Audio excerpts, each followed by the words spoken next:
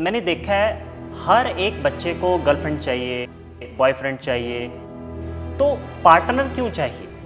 हर एक चाहता है कि मेरी गर्लफ्रेंड हो या बॉयफ्रेंड होगा तो मैं कूल दिखूं। पहले तो ये सब नहीं होता था। लोगों को लगता है कि शायद गर्लफ्रेंड बॉयफ्रेंड होने से मुझे खुशी मिल जाएगी। ब्रेकअप्स भी बहुत होते यस, फिर ब्रेकअप होना स्टार्ट हो जाता है। हैं। हेलो फ्रेंड्स, मेरा नाम है मयंक। स्वागत है आप सभी का हमारी सीरीज माइंड अनलॉक्ड में। हमेशा की तरह हमारे साथ हैं बीके डॉक्टर हिमांशु। डॉक्टर साहब, आपका बहुत बहुत स्वागत। Thank you. Om Shanti. Doctor साहब, जैसे पिछले सेशन में हमने जाना, रिलेशनशिप फेलियर्स की वजह से बच्चे स्मोकिंग, ड्रिंकिंग, इन सब की तरफ जा रहे हैं। मगर आजकल मैंने देखा है हर एक बच्चे को गर्लफ्रेंड चाहिए, बॉयफ्रेंड चाहिए, तो पार्टनर क्यों चाहिए? ऐसा क्या कारण है? पहले तो ये सब नहीं होता था। यस, देखो हम लोग पहले बैकग्राउंड को समझें। जब हम लोग स्कूल में थे, कॉलेज में थे, तो सुबह मॉर्निंग प्रेयर होती थी, परमात्मा को याद करते थे और सब बोलते थे कि हम सब भाई बहन हैं। एक प्योर बॉन्डिंग क्रिएट होती थी कि किसी को भी गलत नज़र से नहीं देखना।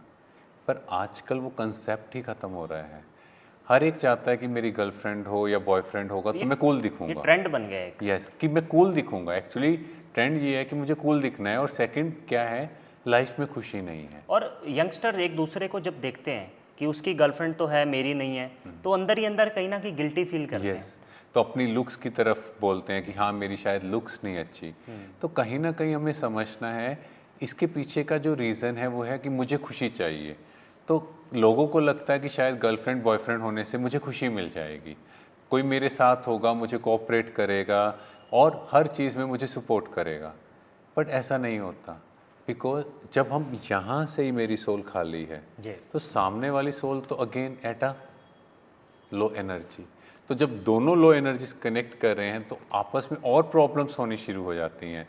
वो कहेगा तुम मेरे अकॉर्डिंग नहीं चलते, वो कहेगा नहीं तुमने ये कहना नहीं माना। तो इस तरह की जब बातें होती हैं तो उल्टा फिर कुछ टाइम बाद फील करते हैं कि हम दोनों इकट्ठे नहीं रह सकते। ब्रेकअप्स भी बहुत होते हैं। यस, फिर ब्रेकअप होना स्टार्ट हो जाता है। फिर कहते हैं नहीं मेरी लाइफ में मेरे से अच्छे डिसीजन नहीं होते, बिकॉज आत्मा लो एनर्जी में है। वो एक्सपेक्ट कर रही है कि दूसरे मुझे दें, दूसरे दें।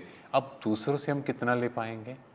पहले खुद भी देना स्टार्ट करें। जी। तो जब हम रिलेशनशिप में रिस्पेक्ट देना स्टार्ट करते हैं, एक दूसरे से प्यार से बात करते हैं, तो वो ज़्यादा इम्पोर्टेंट है। और इसके पीछे एक और रीज़न है, कहीं ना कहीं फैमिली बॉन्डिंग। पहले क्या होता था, जो चीज़ें घर में होती थी, कोई प्रॉब्लम्स आती थी तो फैमिली के लोग बैठते थे, डिस्कस करते थे। तो उस समय ऑक्सीटोसिन सीक्रेट होता है जो प्योर लव की बॉन्डिंग को क्रिएट करता है। पर आजकल वो मिसिंग है। अब बच्चे क्या सोच रहे हैं कि हमें कोई पार्टनर चाहिए जिससे हम अपने दिल की बात करें, और इसकी बजाय हम परमात्मा से भी तो कनेक्शन जोड़ सकते थे, जी। उससे भी तो बात कर सकते थे। पर उसकी तरफ कभी ध्यान ही नहीं गया। वो मोरल वैल्यूज़, वो स्पिरिचुअलिटी के लेसन सिखाए ही नहीं गए।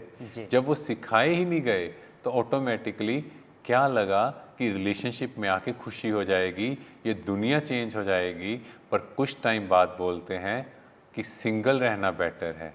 डॉक्टर साहब, कहीं ना कहीं लोनलीनेस भी तो एक कारण है ना इसका? यस, क्योंकि खुद के साथ कभी टाइम स्पेंड नहीं किया। क्योंकि जो अकेलेपन का टाइम है वो टाइम था अपनी क्रिएटिविटी को बेटर बनाने, कुछ नई चीज़ एक्सप्लोर करने, खुद को बेटर इंसान बनाने का।